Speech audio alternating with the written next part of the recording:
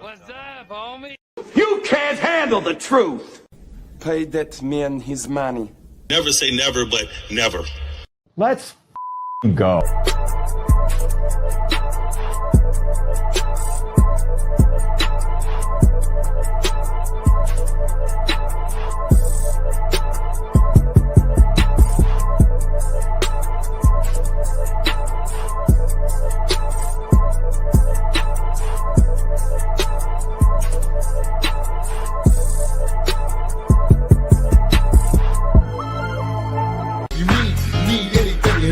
Drop it off to y'all if my homies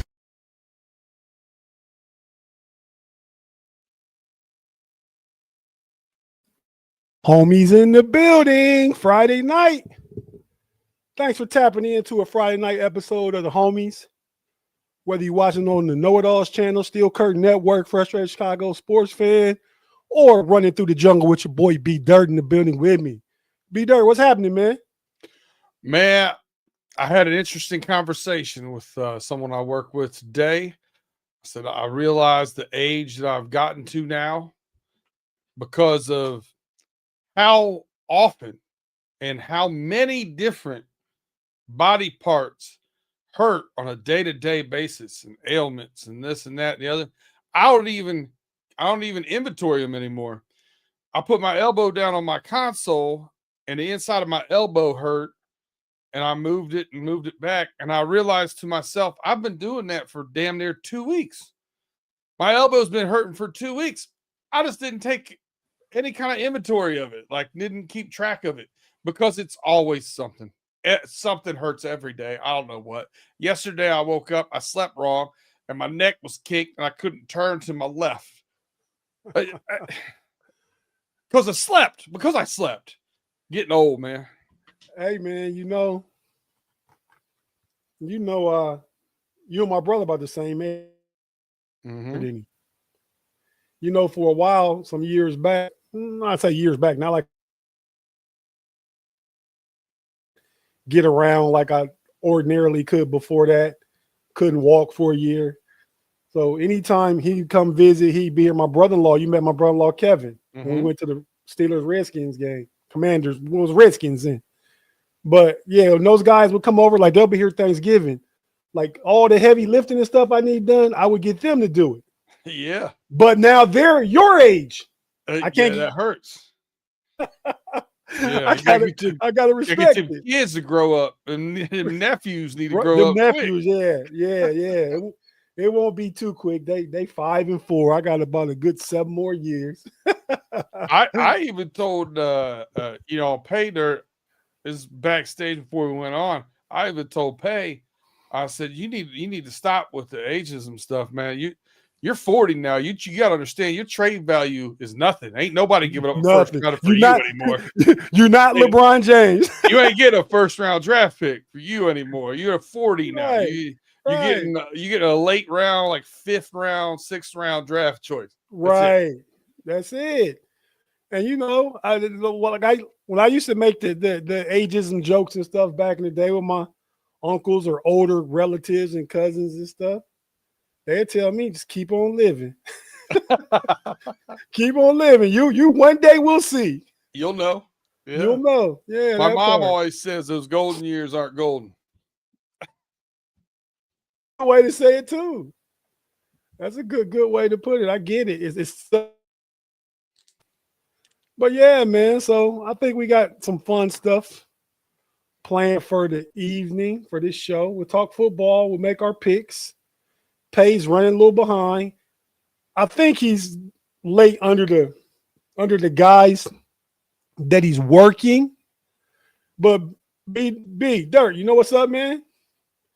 It's a North Carolina Kansas basketball game on TV right now. Oh man. How did we not see that one coming?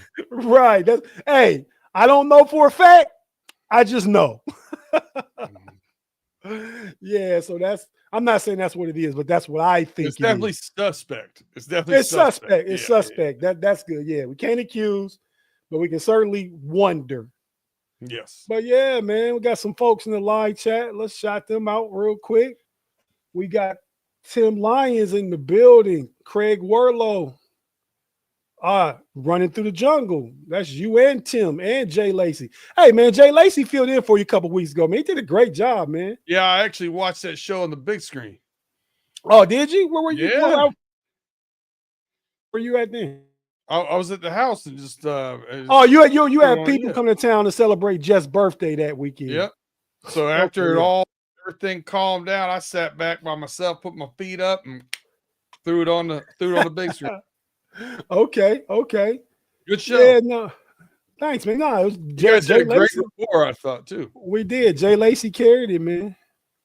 He's supposed to join us again sometime, you know. So whenever you need to commandeer one of your homies from over there, and we talked about doing some stuff with the Cavs when we got to reconnect again at some point, but that would be great. And see, I'm here. The Cavs are on TV right now. They're playing here in DC, but no, I'm not like the homie Pay potentially. I'm here with the homies. Allegedly. Yeah. Allegedly. We must say that. But yeah, my Cavs are on TV right up here. But you know, so that can be done, Pay. Let's just say that. If you're doing allegedly what we may think. Bigfoot Bob, what's up? Big Pun. Gavin, Jaime Carlo. What up, man? Mark Lyons. Is that Brad Jewett, it looks like. I already need to blow my fonts up on here. Kathy, mother of Afton, shout out to you. Thanks for tapping in to Friday Night with the Homies. We certainly appreciate everybody. B Dirt. The Bengals on bye this week, right? Yeah, so they should only give up 30. So we should be good. You say the defense is gonna hold nobody down this week to 30. To 30, yeah. They're gonna give the bye week's gonna score 30 on us this week.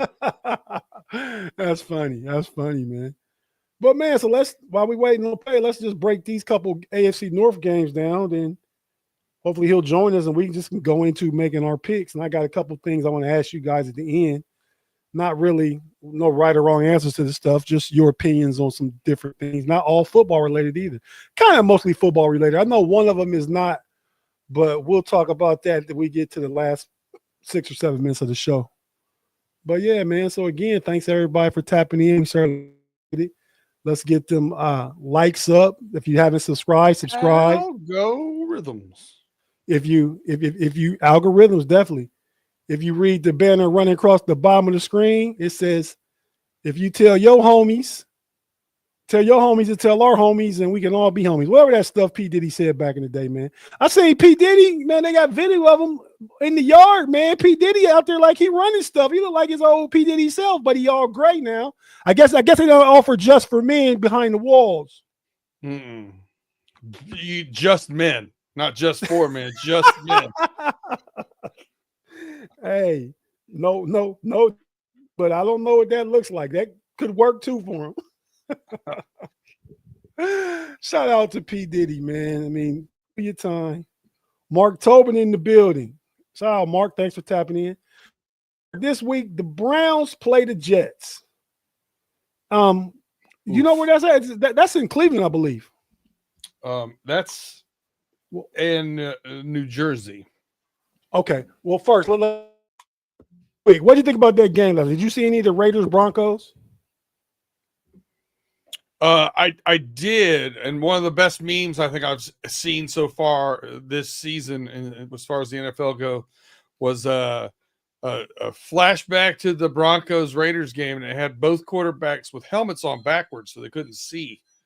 That was tough to watch, man. A lot of overthrows, a lot of poor throws and passing, and it was an ugly looking game. It really was. It set football back 30 years. Yeah, I mean that's not what you want on prime time. We'll leave it at that.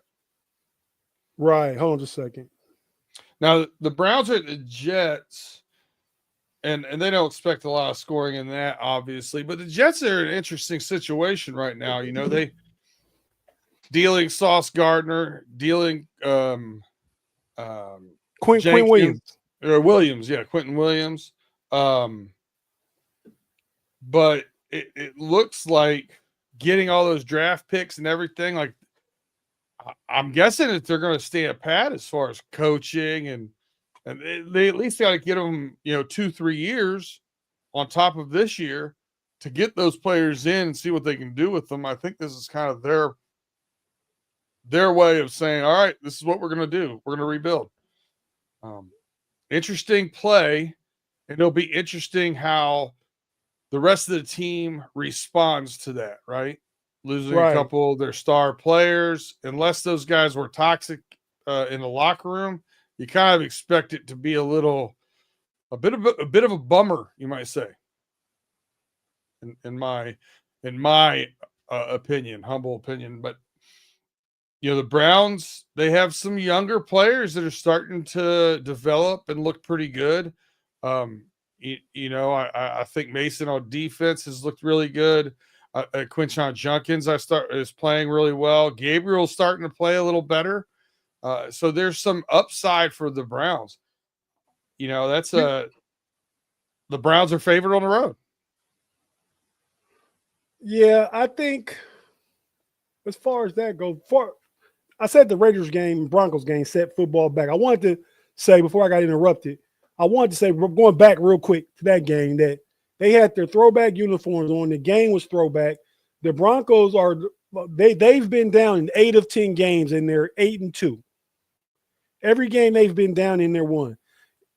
It doesn't look like Bo Nix is playing a good quarterback either. I think they have a great defense, but I think they could be a little bit maybe not as good as we may think they are right now. What do you think about the Broncos? Fugazi. Okay, I didn't want to go that strong with it because they're 8-2. But yeah, right. Okay. You stop me when I name a playoff team. Raiders, Texans, Cowboys, Giants, Jets, Bengals, Titans, Eagles. They've beaten one playoff team. Tate. All they beat was Eagles. All those wins against all those other teams are all trash wins. 7 trash wins, and snuck one out against the Eagles. Wow. Oh, I didn't know that. I knew that they beat the Colts. No, Colts beat them on last second field goal. Oh, that's right. That's how that went. Yeah. Well, they played a tough game against the Colts. Okay, yeah. Mm-hmm. No, that's true. I mean, so I guess Fugazi is appropriate. That's the way I gotta call it right now. And listen, the hip drop tackle, I don't understand. Either you are going to call it and get it out of the sport, or you're not going to call it. But it's dangerous, obviously. And I know that all stemmed from a Logan Wilson tackle. I'm not going to forget about that. But now you're looking at J.K. Dobbins is getting reevaluated, even though he came back in for his ankle because of a hip drop tackle. If he's out, man, he's been the one. He's having a career year with the Broncos, and he's been the one thing they can hang their hat on. If he's out, it's not good for them. Yeah, no, you're right. They got that R.J. Harvey kid, but he's just been so. Like, he's had flashes, but hasn't been consistent in the run game, right? He'll lose 2 yards, lose 1 yard, gain 1 yard, and then hit one for 12. He's a better third down back, it appears. Yeah, catching the ball out of the backfield. Yeah, absolutely. He does that kind of stuff really well. Yeah. All right. Well, as far as the Jets and Browns, man, the Browns are favorite. They're a road favorite against. I think, and I don't know. I just think it can be a tough game because Jets beat the Bengals when they had their last game, right? Mm-hmm. Last week. They got some feel good about themselves. And they're coming back home, beat you guys on the road to play the Browns. Justin Fields played well that game, and it'll be 2 weeks that he's had to refocus the offense. Garrett Wilson was out last game against you guys. I don't know how ready Adonai Mitchell that they got back in the trade can be to be a factor. I felt like number 2. Mark, what's Mark say? this past Thursday night game was trash. We don't disagree. Shout out Afton, the chat general, the know-it-all. And so I think it'll be a competitive game. Don't even know who I pick now, but when we pick, I got to pick somebody, so we'll save it to then. But your thoughts, I mean, on the game, just your thoughts, you think, you kind of alluded to, but do you think, I mean, because to me, you believe in Dylan Gabriel then? You think he's their quarterback of the future? Do I? No, but I think he has shown signs of being competent. And I think part of it is some of their offensive line has gotten to play together as well, and that's a big part of it. But no, I wouldn't go as far to stay confident. But here's the Jets. I mean, I look at the teams they've actually scored points against. It's the Steelers. It's the Bengals, and they had a game against the Bucks. They scored 27. Other than that, they scored 6, 11, 22, 21, 10, 17. The Browns are much better defense than the Bengals. I think they're going to have a hard time scoring. I think they'll be able to play those guys pretty tough. Okay. And in the building, I believe the Carolina Kansas game is at halftime now. You like in and out of here, Pay? It's in the second half. Okay. Carolina must have it under control. or the opposite. Pay, I want you. We were talking about this just a little bit ago. I want you to give me a yes. Hold on. Granny's calling. Hold on. Got to see what Granny wants. She calling. But what were you saying, B-Dirt? Grandma Ma? Yeah. Well, you didn't hear the phone? Granny was calling, man. I got to, make sure what she wants. So we were talking about this just a few minutes ago. Yes or no answer here. All I need. I don't even need you to go into detail. Denver Broncos. Fugazi? Yes. There it is. Okay. I was just trying to give 8-2 team credit. Do you remember a 10-1 Pittsburgh Steelers team? No, I remember the 11-0 Pittsburgh Steelers team. 11-0 Pittsburgh. I thought it was 10-1. The one that then lost out. They didn't lose out. They won. They went 1-4. They were what? No, They were what? They were 11-0 and they were Fugazi. Oh, that's true. We went to the play. Well, Denver's going to playoff too, aren't they? That's what the Broncos remind me of this year. Was that particular Steelers team. They beat a lot of not so good teams. They had matchups where people were banged up, and things keep working out for them. Win a lot of close games, win a lot of ugly games. Reminds me a lot of that Steelers team. I think that was the 2018 Steelers. We actually lost. Big Ben coming back from injury, right? Yeah, that was 20. Or yeah, they lost here. So we went to the Steeler Commander game here. Then the next time they would have been 8 years later. We went there in 16. No, it was at home. They lost at home. It was 20, and we were 11-0. And Bud Dupree got hurt that game. I think that was his last game for the Steelers because he was a free agent after that, and he went to Tennessee and got a bag. And he's actually gonna play for the Chargers, who we play this weekend. But hold on a second. Can we Brad Jewett, I believe he's a new name here to the show. He said, Bungles fans, wait until backup comes on the show to talk their talk. Haha. That had zero to do with the Cincinnati Bengals. Our team is hot garbage right now. Our defense is the worst in the league. I said they gave up 30 on the bye week this week.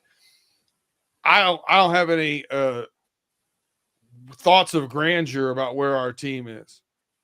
Just like you shouldn't have had thoughts of grandeur where that team was when the Pittsburgh Steelers were winning games, but squeaking them out, and it was a little bit didn't pass the eye test, didn't pass the sniff test.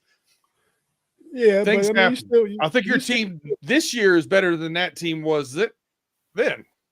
You're probably right, but I mean, you still feel good. Your team's the only 11-0 team in the league. They're 8-2, so they're not even have a better record as we had then. But yeah, we I was played. just, I think we went to Kansas City. Showing similarities. That's all.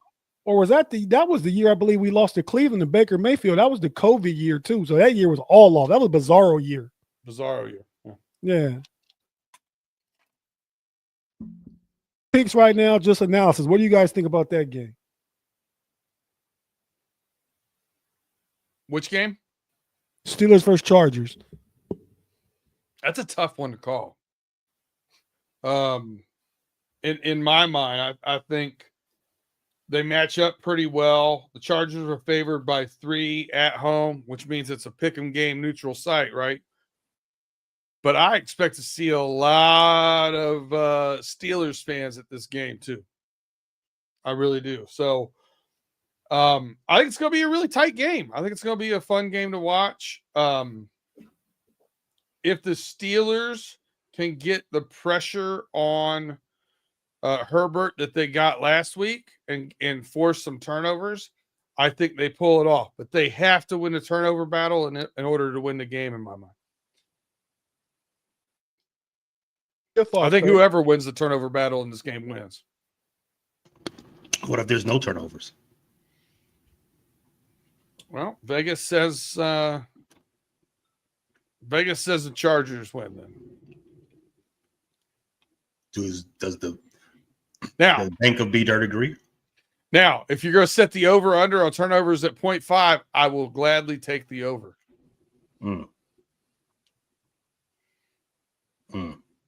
I think for this game, I think this is a referendum game for both teams. The loser for this game, I'm going to officially call them a pretender. Winner, they're in the contender side of things as we're getting into the later portions of the season. Week 10, only a handful of games left, but both of these teams have shown they put together some nice win streaks. Both of them had some 2-3 losses in a row. Both of them have the players that for you to be able to say, okay, this is a good team. We can be able to do some things. We can put some things together with the roster that we've put with the roster we have. Obviously, we know this is a what do you call it? A must. I don't want to say must win game, but it's a last dance type of season for the Pittsburgh Steelers. They did some things for them to not just win games, regular season games. They want to do something in the postseason. So that's why I say this game for both teams just getting to that point where you got to start showing your mettle. We've all seen Harbaugh. He's been there for what? This is his second season. Harbaugh doesn't last more than 4. So if they're gonna do something, gotta be now. Let's go Tar Heels. Hey, Tate, one of Pay's comments gave me a question I want to ask you before you give us your analysis of the game. Like the Last Dance reference there that Pay made. What do you think percentage-wise do you expect a rookie quarterback to be starting for the Pittsburgh Steelers next year? Do you think you've got a quarterback in the building that's going to start next year? Do you think they're going to look for a tenured quarterback, or do you think they're going to try to get a rookie in and turn the keys over there? What are your thoughts on that? The percentage of everything is that Aaron Rodgers comes back. That would be one. If they draft, I don't really want them to, unless they see. I don't want to trade up and draft the quarterback. And I don't know, but I just believe you can wait, especially if Aaron Rodgers comes back, you can wait a year on that and fill other holes, especially if you're picking like in the early 20s or something. Instead of trading that capital, you got 12 picks. Use them bottom end picks, trade up, get 5 or 6 really good players, to have ready for that quarterback or help one more year with Aaron Rodgers and what they think they could do. Or I don't think a rookie starts. I think if Aaron Rodgers retires and we do draft a quarterback, I think the battle is between Will Howard, who will have been in the building for a year, and Mason Rudolph. And then however the season starts, if they winning, then they keep with that guy. If they start losing, if say the halfway point they're 3-5, they go to the rookie. Okay. I like that. With your analysis for this game, I think Brad Jewett brings up a good point there in the chat. I couldn't agree more with that. TJ against a backup right tackle, I think is the difference maker. It's anytime you put TJ Watt across from a backup, not good. No, I agree too. But the thing is, both their starting first round tackles are out. So you got Highsmith on a backup too. Yeah, you do. Highsmith was the AFC Defensive Player of the Week last week, wasn't he? He was. Yeah, he was. Real quick for me, I feel like the defense needs to come out and play well again. For the same reason Brad brought up. You're playing against the Chargers have had 10 different starting offensive linemen this year. 10. Their third string running back. So to me, the key to the game is kind of what you did last. I'm not saying you play the same defense, but you see what happens when you smash the run game. You smash the run game, you put the opposition in predictable situations. If it's 3rd and 7, yeah, try and run. You're not gonna get 7 yards. 3rd or 7, I know you're passing. We're playing pass defense. We're getting pressure on you. I think on this team, and because of injuries, I think defensively they're not as good as I thought they were the first few weeks of the city in the opening game. They looked really dominant a couple times. They even did against the Chargers a couple weeks ago. But yeah, don't think they're stout against the run. Khalil Mack's a little older. You know Cam Hayward as far as his age and his play. The corners can be had. And I think Aaron Rodgers plays well indoors. So, I'm not leaning. I think even though they're a road dog, it's a kind of a favorable matchup. Throughout the whole game, the only place the Chargers win for position by position is the quarterback. I believe Herbert's top 5. He just has an injured line. Is on his 3rd string running back. I mean, and so I like Lab McConkey. I like some of their well. I like that Oronde Gadsden. He's a good young tight end. Yeah, I agree. But yeah, I like him. But you make just so 2 games. The Steelers last played good defensively against Cleveland. Dylan Gabriel threw the ball like 57 times. And last week, Daniel Jones threw the ball like 50 plus times. Flacco got us for a lot, but he only threw the ball like 37 times or something, So, yeah, because we didn't make your boy Chase Brown was out there. He had 100 yards that game. Our defense was getting gas, but we were doing things too complicated. And the communication was off. The responsibility of filling your gaps, no Diddy was off. Hey, so so yeah. Just do your job, play solid defense. I think that's what they did last week. They just said, man, we got all these good players on defense. We're paying all this money. Y'all just go play. We don't got to try and scheme nothing out. Just go beat your man, and we'll be okay. So that's my thought on that. Let's go ahead and take our first break. And the last team in the division, the Cincinnati Bengals, on a bye week, will have 14 missed tackles and give up 31 points. Off to the break. I got to be dirt. They hold them under 30. They hold by under 30. Take the over. But yeah, what's up, Steeler Girl? Thanks for tapping in. We're going to go to break real quick. We'll come back. 808. That's Hawaii. Yeah, Steeler Girl's always around. I never questioned the 808. 808's the Hawaii. 808s are speakers. Say what? 808s are speakers. 808 is also the area code for Hawaii. No, but pay typical pay style. Make your ages joke. Pay. Go ahead. What do you mean? What's the you said 808 Dirt obviously didn't know what 808 was. Steeler girl, Maui. Yeah, Maui. Eat it, Pay. Whoa, whoa. I said 808 is a common phrase for a type of speaker also. That's it. Okay. But B Dirt was right at the end of the day. We're going to take our first break. We'll be right back after that. That sounds good. We right back and go ahead and have our pick'ems. A few words from our partners and advertisers for the audio side, and we'll be right back after this.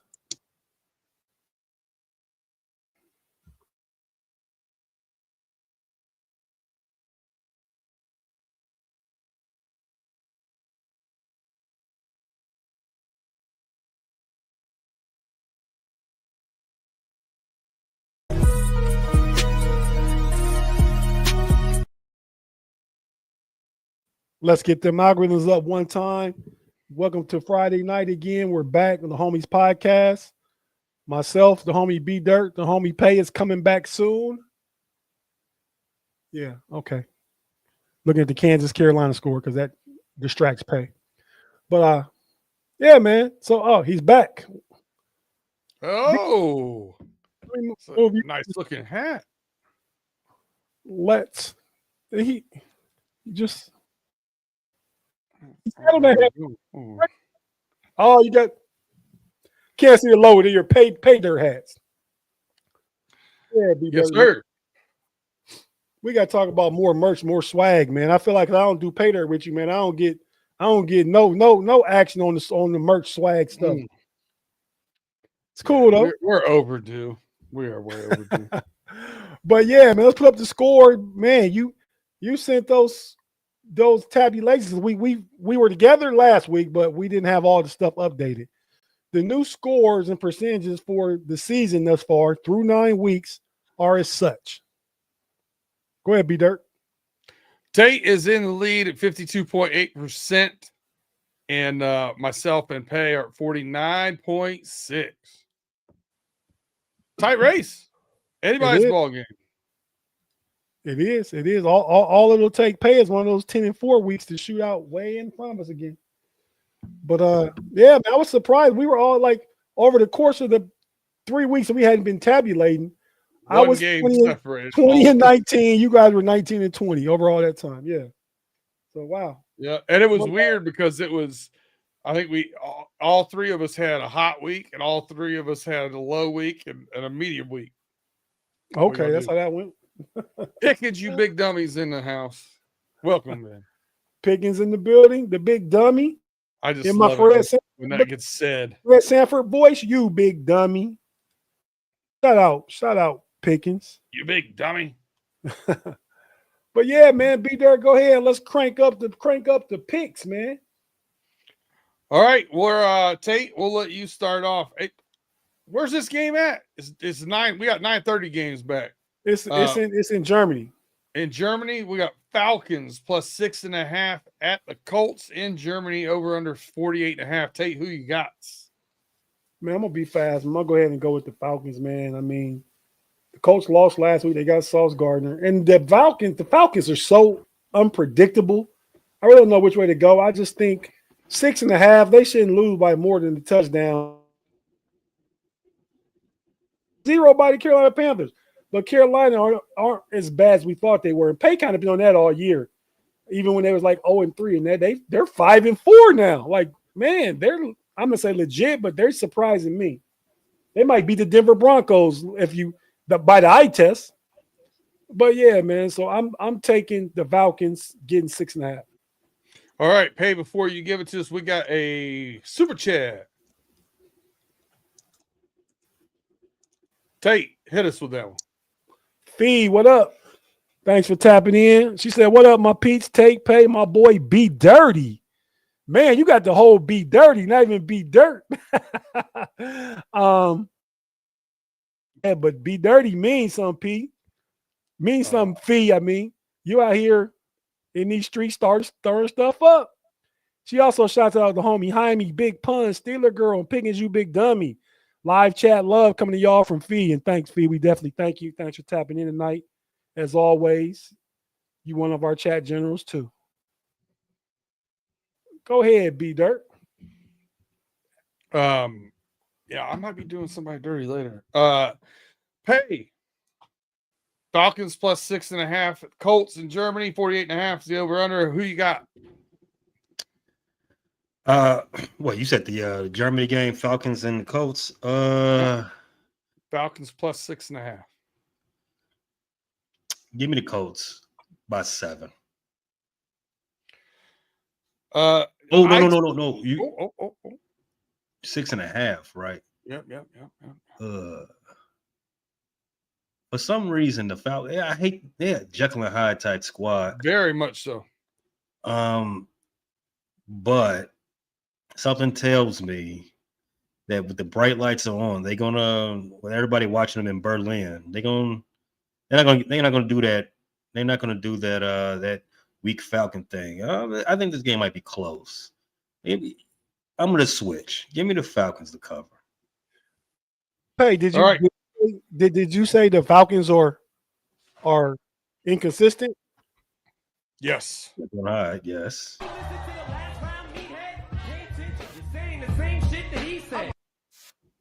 All right, go ahead. I had already wrote a P down on the Colts side of this. The good news is real simple to turn a P into a B. Give me the Colts minus 6.5. Pay, we'll go here. The Bills at the Dolphins. The Dolphins plus 9.5 over under 50.5. Pay, who you got? For the Bills, Bills the at Bills are playing Dolphins. Dolphins yeah. plus 9.5. The Bills own the Dolphins. This year is no different. Even if the Bills have not reached their zenith as of yet, but they are coming off a big win. I like the Bills to go ahead and do their normal and beat the Dolphins by multiple scores. Give me that. Bills by 10. All right. I'm going to take the home team. I'm going to take the score of 28-20. The Bills win, but the Dolphins cover closely. I think it's going to be a backdoor cover as well. Tate, who you got? I'm with you, B Dirt. I mean, because I saw Buffalo struggle against Miami in Buffalo.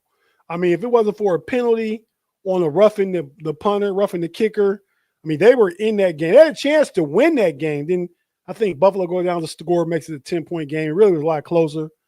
But yeah, just give me Miami with the points. You said they're getting 8, 9. 9.5. No, oh yeah, give me the Dolphins. All right, I will start off here with the Ravens at the Vikings. Vikings plus 3.5 over under 48.5. Vikings good win against the Lions last week. Can they roll it up here and back to back against the Ravens? What Flores defense? I think we give it a little bit too much hype, and they haven't been exactly what we expect from them this year. But they do blitz more than any team in the league. And Pay, do you want to tell me who the best quarterback in the league against the blitz is?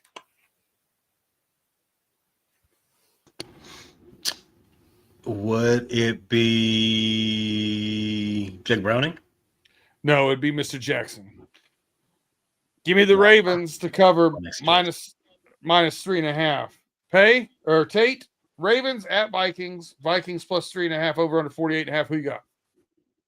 The fact that it's in Minnesota and Lamar threw for 4 touchdowns, but they were like slow touchdowns, right? They were like to tight ends. You know, Mark Andrews caught a couple.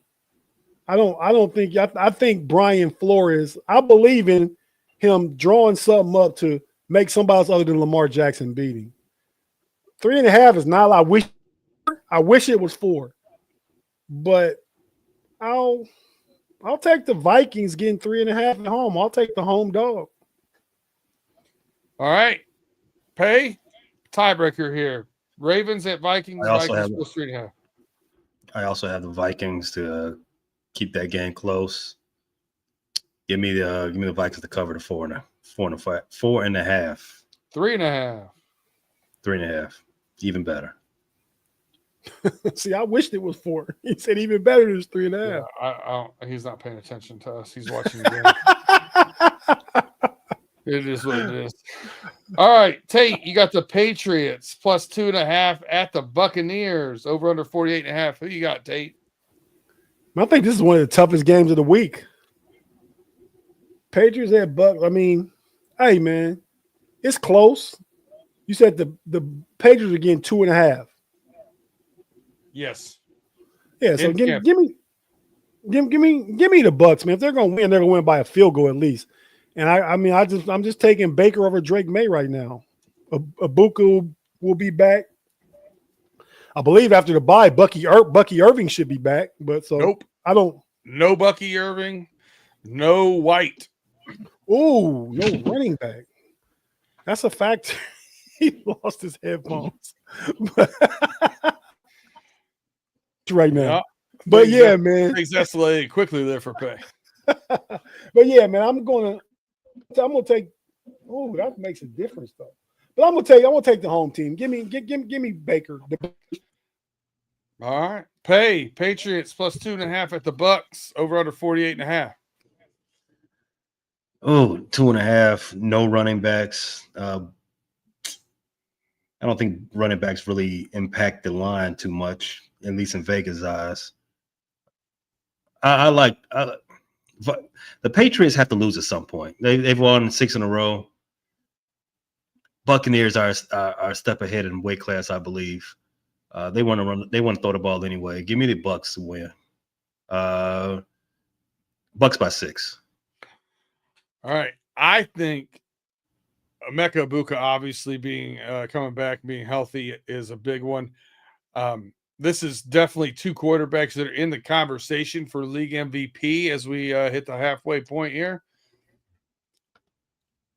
I think this is where we see that Baker Mayfield is a little bit better than where Drake May is right now in his career. And I also like the fact that the Tampa Bay health that you really ought to be talking about is the offensive line is getting healthy. I think they're going to be able to protect him a little bit more in this game. And I think the Bucks, I think Baker throws for about 325.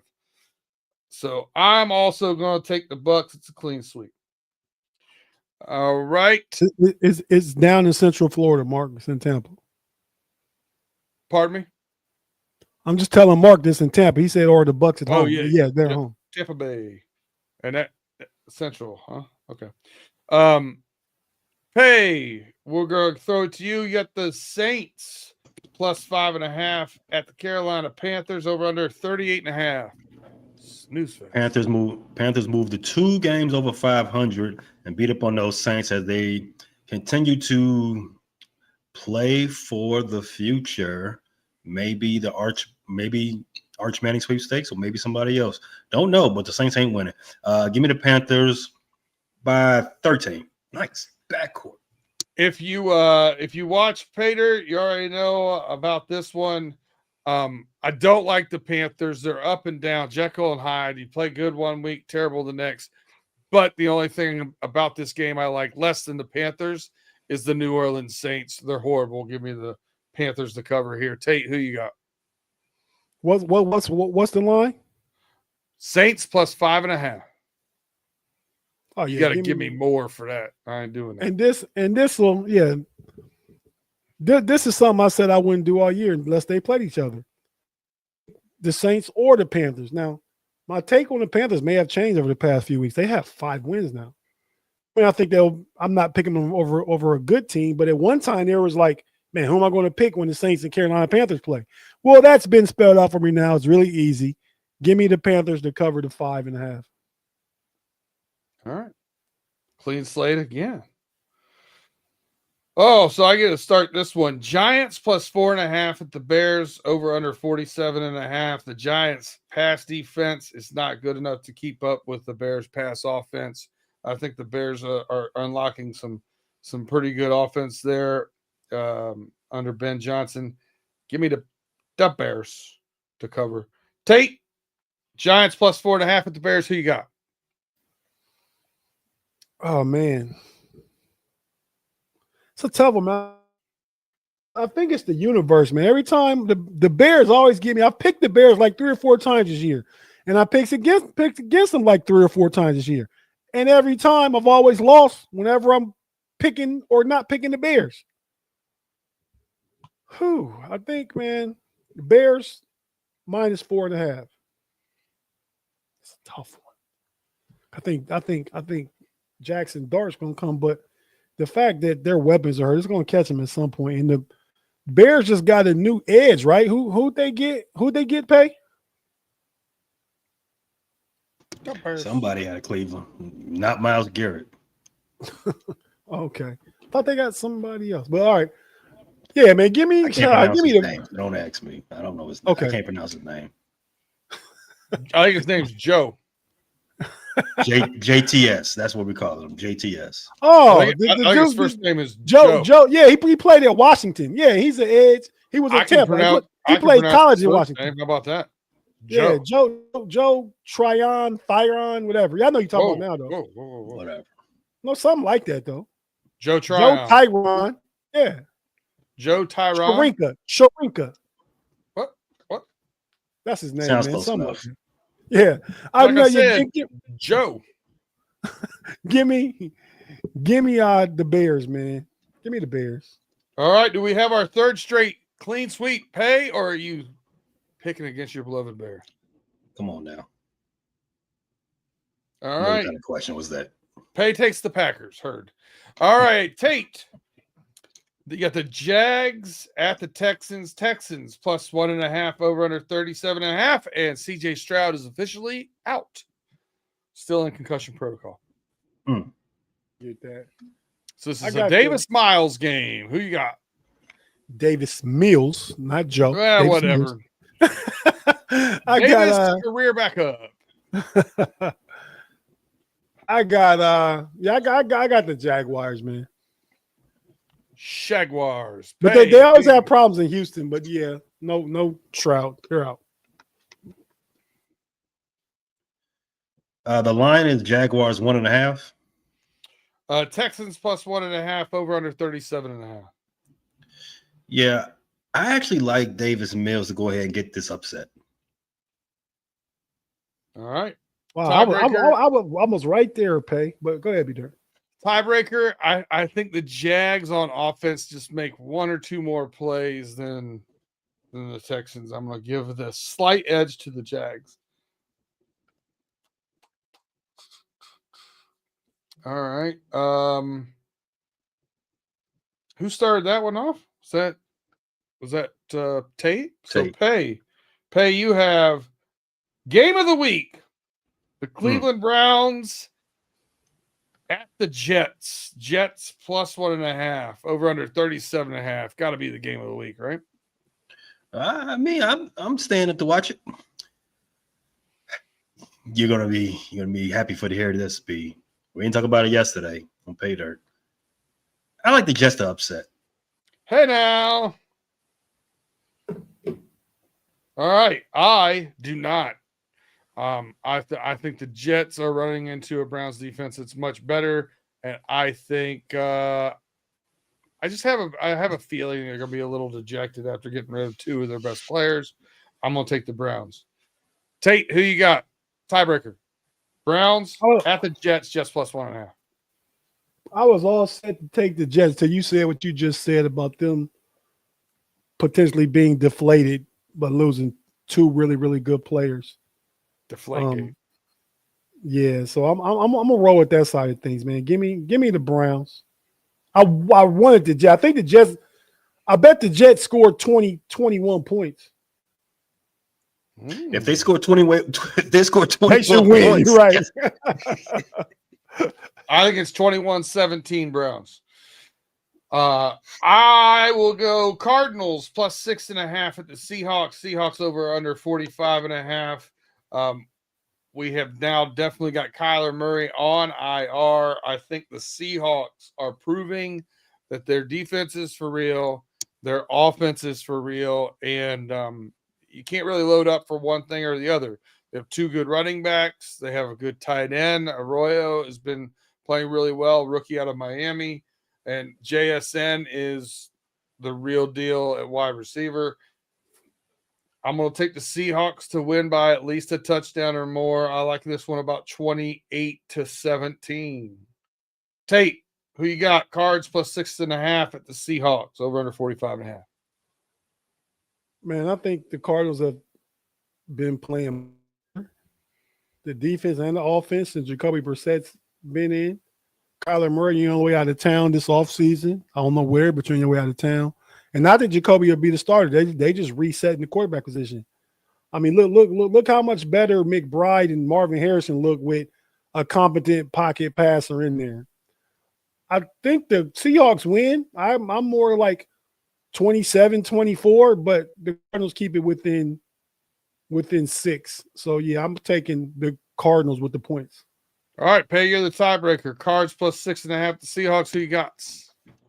The numbers don't support Brissett's offense being a more fluent offense versus when Kyler's a quarterback. The numbers don't support it. However, it just looks that way, doesn't it? It feels like the team is better with Brissett. I'm watching the same games everybody else is watching. I'm just like, I think Kyler lost his job to a career backup, even though that's crazy to think that, especially with the paycheck he's getting. But I wish my job cared about me as much as they care about Kyler. They gave him 4 weeks paid off so he can go play video games. So with that, I mean, a lot of good. I think the vibes are high with Arizona right now. I think after having that big win against Dallas, even though, the Seahawks defense is better, they probably won't be able to do what they did against them versus what they did against Dallas. But I think they're primed to keep that game a lot closer than 6.5. Give me the Cardinals to cover. All right. Tate, you have the Lions at the Commies. Commies plus 8.5, over under 49.5. Yeah, man, I'll take the Lions, man. I think you talk about deflation. Jaden Daniels getting hurt. The Dan Quinn at the press conference asking, like, why did you have him in saying stupid stuff?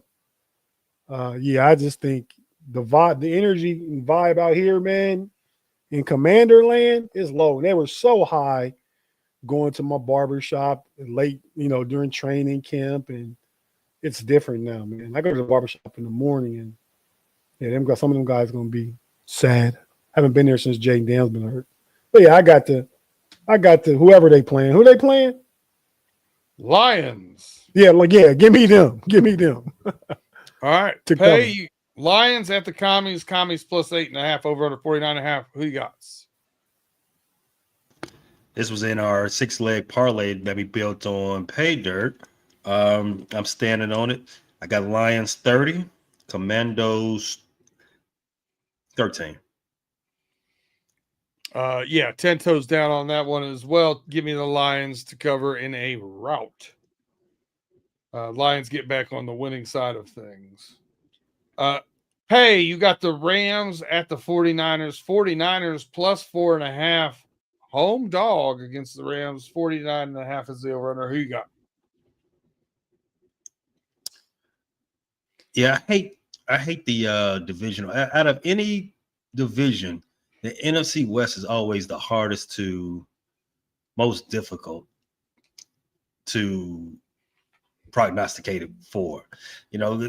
Those games always go in opposite directions than the way you think they're always going to go, especially with the 49ers involved.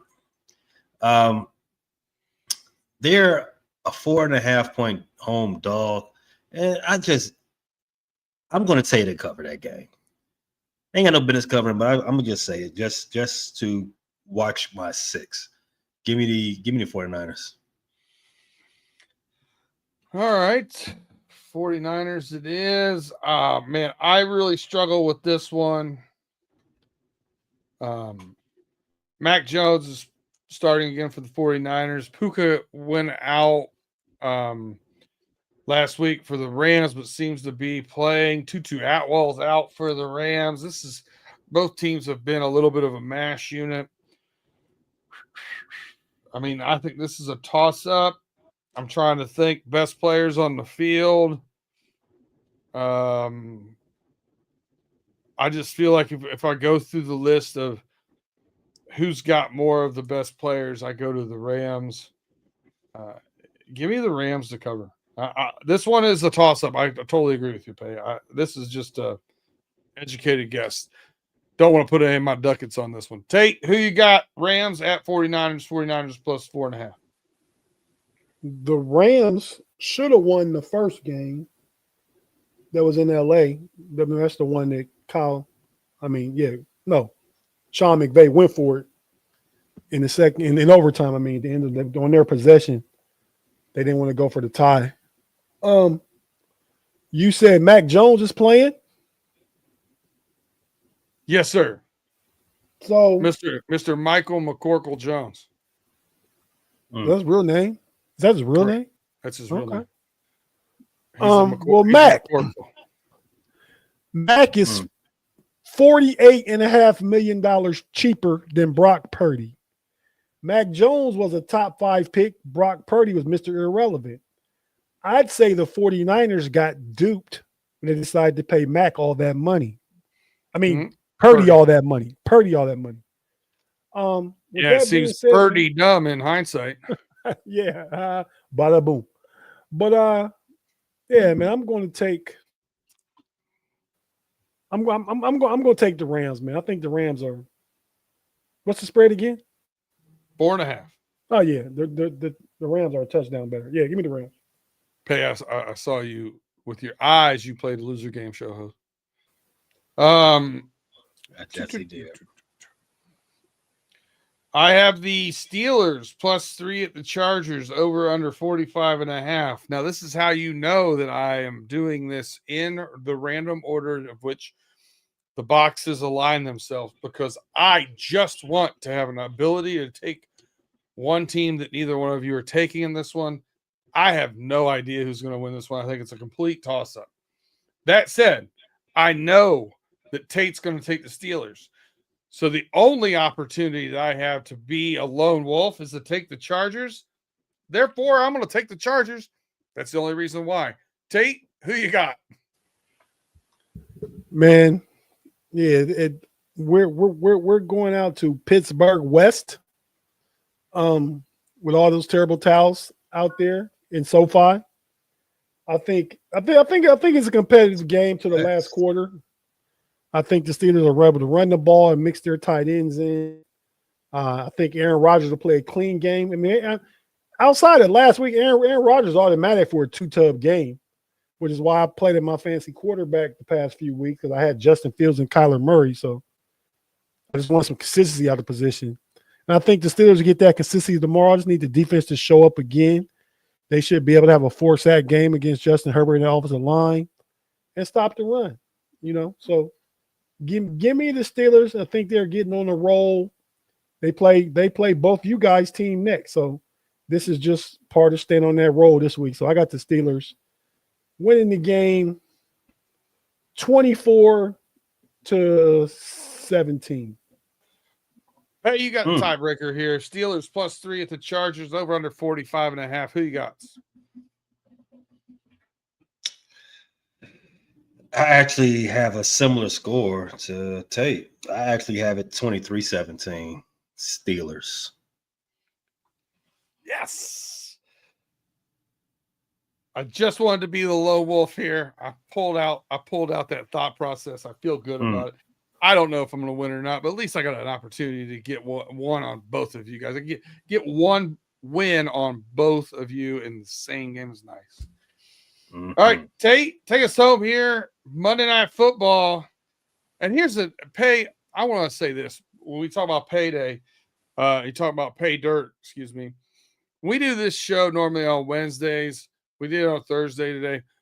When you start seeing the big money, Vegas money normally starts coming out Friday afternoon, for those of you who don't know. I love the fact that 3 of the lines that we picked yesterday and I put money on have changed when the Vegas money, the big money, went down. This is one of those Eagles plus 1.5. It went down from 2.5 to 1.5 at the Packers. Over under 45.5. Tate, who you got winning this one? Man, I'm going to roll with the Eagles, man. I mean, he had a decent game recently, but one of these games Saquon was going to blow up, man. This could be the week Jalen Hurts just gets out of trouble and he can get first downs and stuff with his legs. And I just think the Eagles going to get pressure on Jordan Love. And I'm just going with the Eagles, man. I don't have really any more analysis on it. Just like the Eagles to win in Lambeau.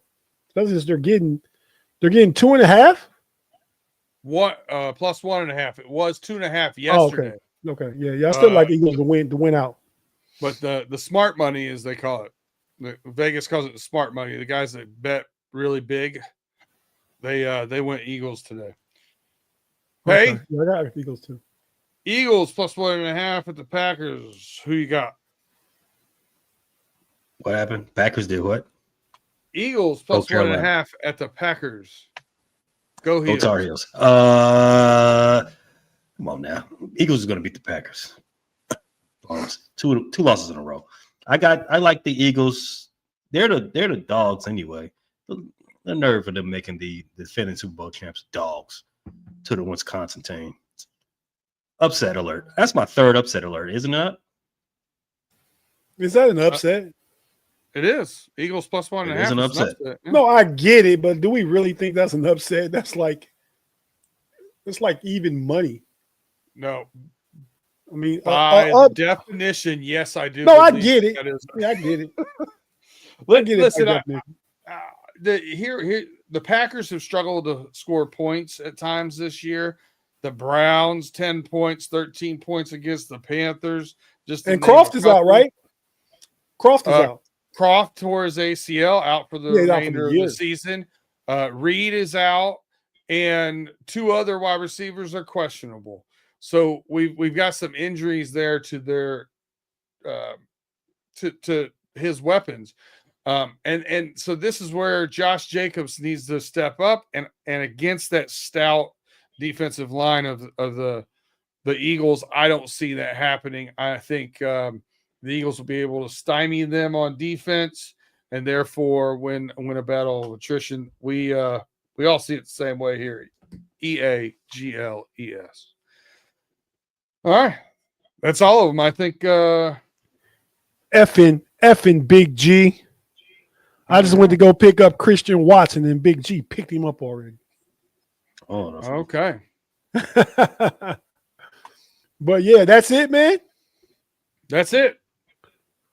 Okay. Well, yeah. So we'll see what that looks like next week.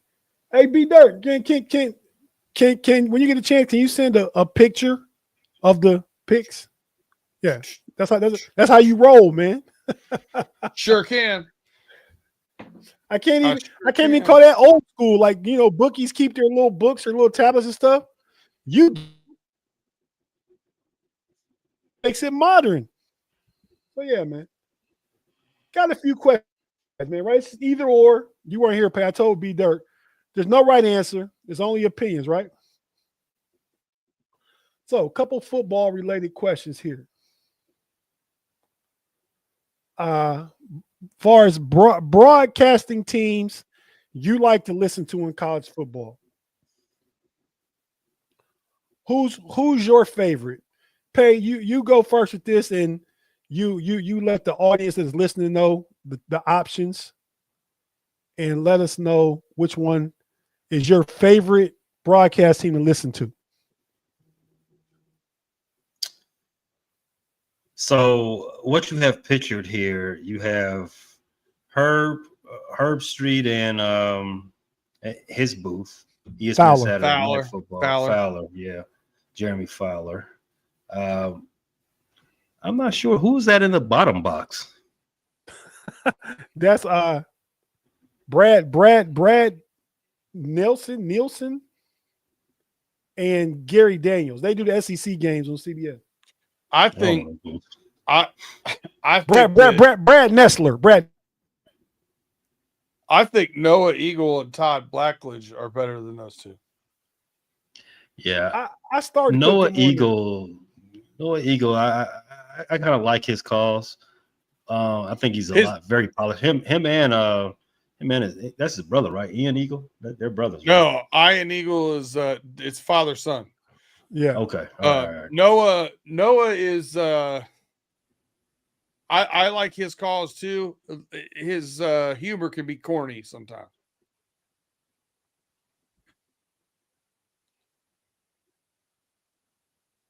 So Cornball. is that cousin to Nerd? Who's No. your guy, Pay? Cousin to Poindexter, I believe, is what we were looking for. Dork. Okay. Dork works. I like give me Herb Street. You know, they've done it long enough. So I think Herb Street and Fowler. Okay. I'll go next. No, the only ones I don't like is the bottom. I think the fact that Herb Street and Fowler do primetime games mostly just offers their games more appeal than doing the big noon game, even though that gets the day started. Right tomorrow, Joel Klatt and Buzz Johnson, his name Johnson. He's from Michigan. B Dirt, you know his name, don't you? Gus Johnson. But I'm gonna go with Herb Street and Fowler too, man, just because their games have more cachet. Because they're big prime time. Even though you got the big noon game, the big prime time game, those guys are better to listen to. Give me her. B Dirt, you. Joel Klatt and Gus Johnson all day. And the reason why, actually, you know, Gus, you said a Michigan guy, right? Yeah. But it's weird. I don't like him because of that stuff. He's actually the Robin, I think, in this situation. Joel Klatt's knowledge of the game and the way he breaks down stuff, I like a lot. I like his podcast. I think he's doing great stuff. So I like Joel Klatt. And they a great yin and yang, right? Joel Klatt's cerebral and breaks down stuff very well. And Gus Johnson's the energy guy. I like those guys together. I like that. Yeah, I like it too. Time slot, but no, I get it. So next up, B Dirt, you go first. Your favorite NFL broadcast team to listen to, and let us know who's pictured here. All right, you got Jim Nantz and Tony Romo. You got Joe Buck and Troy Aikman. You got Mike Tirico and Chris Collinsworth. You got some bum and Tom Brady. Where's Greg Olsen? I mean, I don't know. He got moved when Brady joined Fox. He's on the B team, and that's Kevin Burkhardt with Brady. Yeah, I don't know that fool. Here's the problem with every one of these NFL ones. There's one guy I like, and there's one guy I don't on every single one of these. Really? Now, I will say this in the Tirico Collinsworth, who you like, who you don't like. Tirico's great. Great. Collinsworth is a putz. Former one of the best Bengal receivers in history is a putz. Yeah, and listen, why do I have to have this conversation? I just had to have this conversation with somebody in the chat earlier. Yeah, I'm objective. He's a putz. I don't give a shit who he played for. As an announcer, makes him a putz, though? Terrible. What makes him a putz? All right, so he says stuff like, he gets so far up. What's the terminology? Navel gazing. He gets so far up. Certain players or derrieres. Pat Mahomes. Oh, no one in the league can do that. Like escaping from the pocket and throw down. I literally just watched the game before this where Baker Mayfield did it better. You know what I mean? Like I can't. He just picks one player per game and says everything great about him and won't say nearly anything critical. It's just it's not objective at all. It drives me nuts. Well, for me, it's because he runs PFF, and I think they are in, again, it comes up again, bizarro world as far as a lot of their analysis. I won't say 100%, but a lot of it. Yeah. So who's your favorite, B-Dirt? I'd probably go Joe Buck and Troy Aikman, to be honest with you. And it's tough for me to say that. I don't love any of the the 4, if you ask me if I'm just picking my favorite single one, it's Mike Tirico. Wow. But I like Tirico. Jim Nance should only be doing the Masters at this point in his career. So I'll take Joe Buck and Mr. Concussion himself, Troy Aikman. He's got the fun CTE. He's good.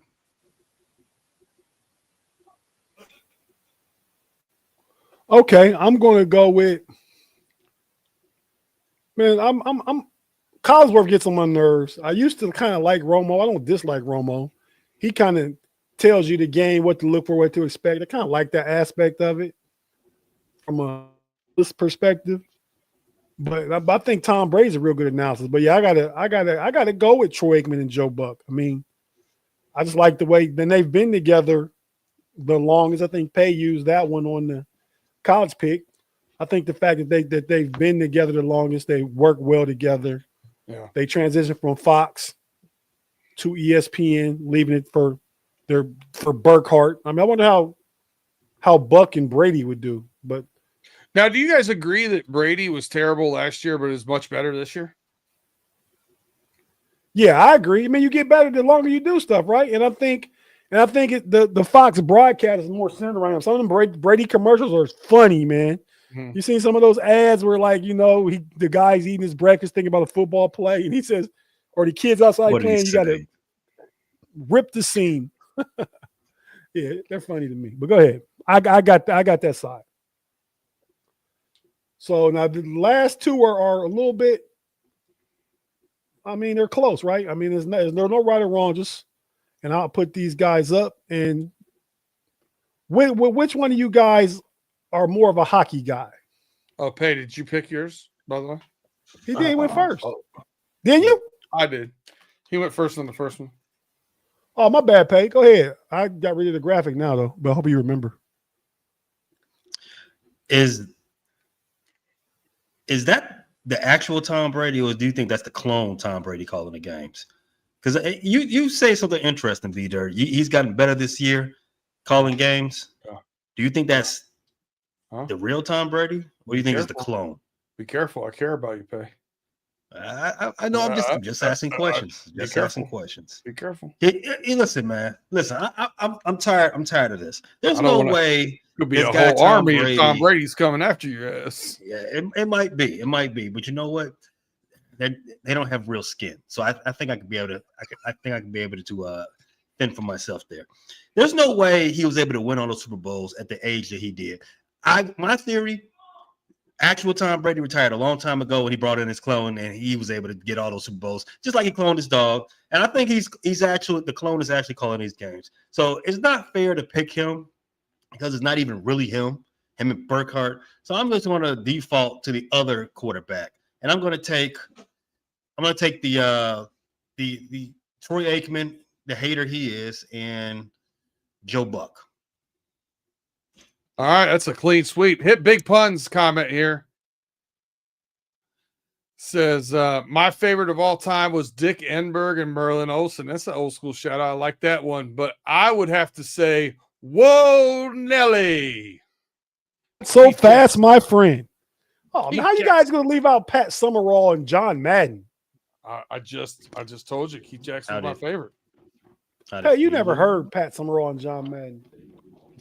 Is that right? Well, yeah. It may not be right, but it's close to right. It's close to right. You weren't you didn't have your whole football mind then. Let me just say that. You know they didn't retire until like 15 some odd years ago, right?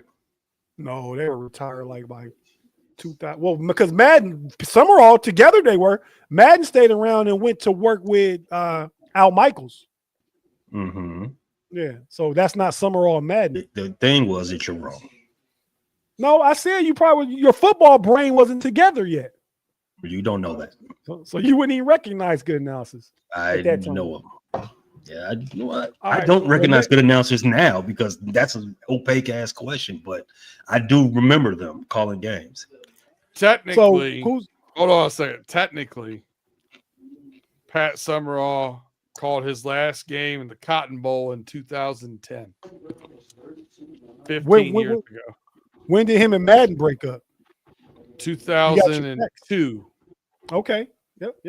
Think Pace still was walking around high school then. So when they started, he may have been walking around elementary. Football brain, is what I was saying. But he definitely heard Summerall. When did you get a football brain?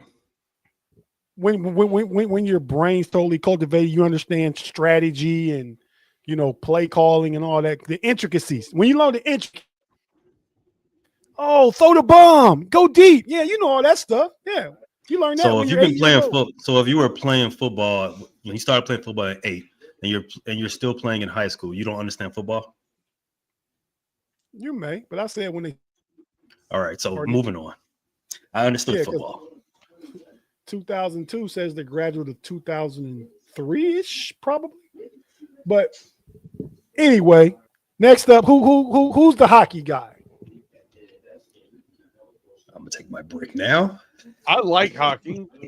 Okay, so I watch hockey, but I don't get into much of the who's calling the game nearly as much as I do the other ones. It's not about that, B. It's about this. Ooh. Who you got? You know what? Listen, I know Ovi,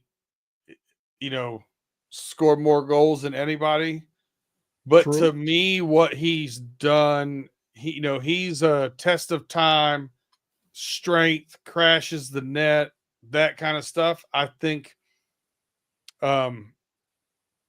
Sid's more of a skill player, and I think you could put, like, I just think Sidney Crosby's more talented, more fun to watch his game.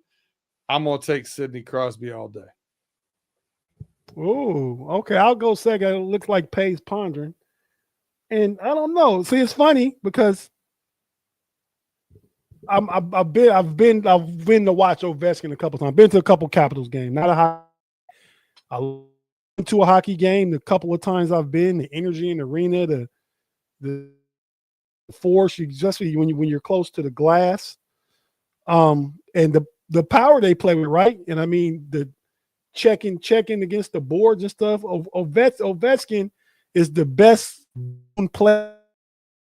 It's also a goon, right? I mean, he brings the physicality to the game. He's powerful. I do agree that Sid the Kid is more skilled. Co-worker of mine back in the days from Pittsburgh, huge Penguins fan. Loved Sid Crosby, loved Mario Lemieux. And him and my director, who was a Caps fan, they would talk about this all day. But yeah, I mean, it could be because I've been out here in DC for 20 years now. So I kind of, all I've known is Ovechkin. I'm gonna go with Alex. I'm gonna go with Ovechkin, man. For no other reason than it's only about my favorite, right? So I'm gonna roll Ovechkin. Pay, who do you got?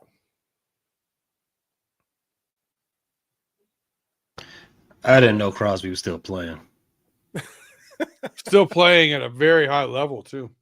And when you look at, so Ovechkin has more goals. Yeah. Right. Crosby has more points. He's got more goals, but Crosby, he's got more points by about 100 points.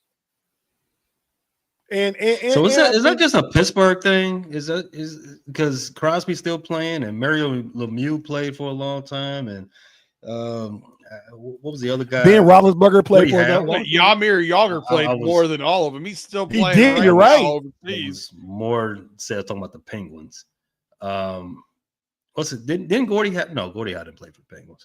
No, he played for the Red Wings. So that's right. When you're talking about career games played, Gordie Howe 1767, Mark Messier 1756, that's cool. Yarmir Yager 1733, a bunch of people you don't know. Yeah. Pick one, Pay.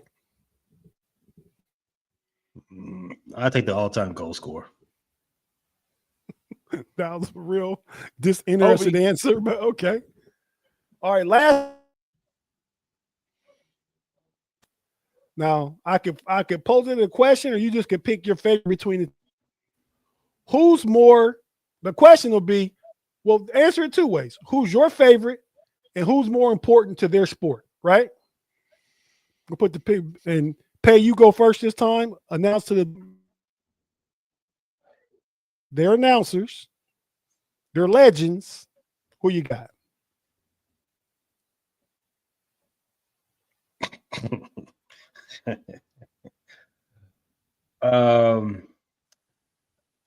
So I give demerits out at the Frustrated Chicago. If guys ever get on there and say I don't have an answer or anything in that nature. So I really can't say that right now, but I so damn want to with this question. Say the names to the listening audience. Who we judging between?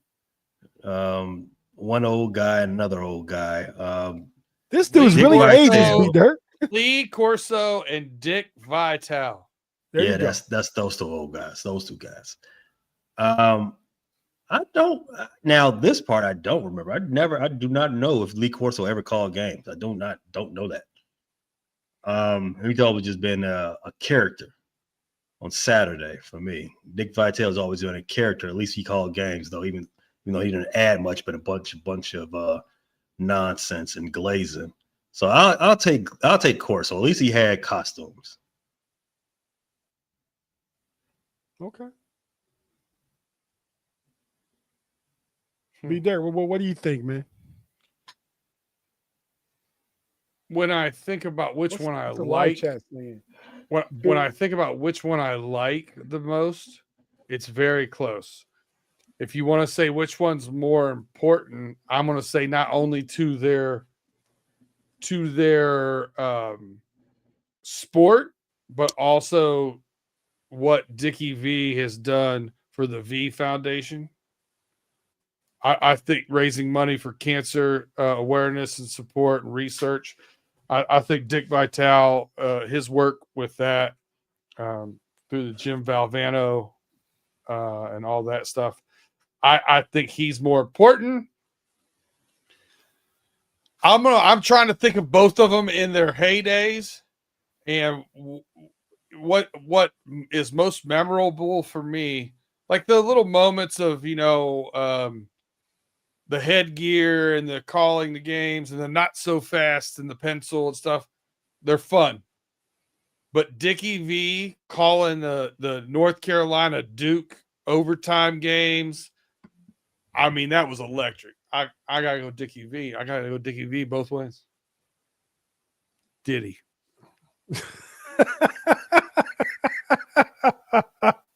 Woo, that was funny. But yeah, no, your assessment was good. The very end made it funny. But yeah, man, I mean, see, now I'm old enough. I remember them not just being old guys. I know TV wasn't his sport. But as an announcer, yeah, I don't know much announcing with Lee Corso. But the energy that Lee Corso brought to College Game Day for 30 years almost. It was 30 years, wasn't it? And Dickie V's been around for 40 now, but Lee Corso's older. But Game Day I believe, first Game Day was in 95, I believe, which was 30 years ago. But yeah, man, it's close. I mean, I think they're both icons in their genres, in their sports. I'm going to say, and B Dirt, you'll know what I'm talking about. I don't think he was a glazing. I think back in the day, when there wasn't social media, you didn't get all these highlights and stuff. You heard about guys, but you didn't see them play. You heard about from 5-star camps and Nike camps, and he's a diaper dandy, baby. But Dickie V, man, I mean, just the energy he brought back then of all the players from my generation and before. I just got to roll with Dickie V, man. And I love Corso for what he brought to college football for 30 years. But yeah, I got to go Dickie V too. What'd you say, Pay? Capital P, putts. That's lightweight disrespectful, but yeah. I shouldn't ask you this one. I was disrespectful for calling one other person a putz, but I can't call that one a putz. No, well, because first you referred to them as a bunch of old guys, you didn't want to say their name. No, I didn't get around to it. Oh, It's been a very disrespectful segment. That's all. It is what it is. It is what it is. But yeah, man. With that being said, you guys got anything to say before we get out of here? I Let's see do. what Jaime said. He said Corso coached at Florida State. Dickie V made college basketball exciting. Yeah, you're right, Jaime. But Corso also, I believe his best years coaching were at Indiana. They're currently number 2 ranked Hoosiers. He was their coach. You know what? That might be a reason to get a sentimental thinking Indiana could do something this year because this is Corso's last year. But go ahead, B-Dirt. I digress. I'm guessing you got to do somebody dirty. Go ahead. I am. I'm going to do somebody dirty, man. I we're in a situation now in the NFL. Very few teams really play physically in training camp, let alone play their starters at all in preseason games. We're in load management in a lot of sports also. You can't hit the quarterbacks anymore. You can't do all this other things. It's all about safety and preservation and yada, yada, yada. You got a exciting young player that we've all enjoyed watching over the past couple of years who has to miss a couple games with a knee injury, has to miss a couple games with a hamstring injury, comes back from a hamstring injury. The first week back, you're down 38-7, and you still have your starting quarterback who's fresh off an injury out there. And what happens? Dislocated elbow and a hit. Man, inexcusable. I know. Can I just add one thing to that? Yep. They punted this series. So they weren't even trying to win. And that's why I'm agreeing with you. But go ahead. Yep. And listen, and Dan Quinn, to his credit, did take accountability and say he shouldn't have been out there, but that doesn't stop him from receiving more scrutiny. And the rest of his staff, there's got to be somebody on that staff that helps with timeouts and helps with game management decisions and stuff. That person's got to be in his ear. The quarterback coach has to be in his ear. Hey, that's the franchise out there. Let's not get him hurt. It's 38-7. Call off the dogs. Dan Quinn got done dirty. He did his quarterback Jaden Daniels dirty. Shame. Yeah, and the thing about everybody's around here talking about is the fact that it happened against the same team at the same end of the field, the same end zone, same side of the field. The RG3 got injured. So, yeah. You got something to say, Pay? You turned your mic back on. Hot mic.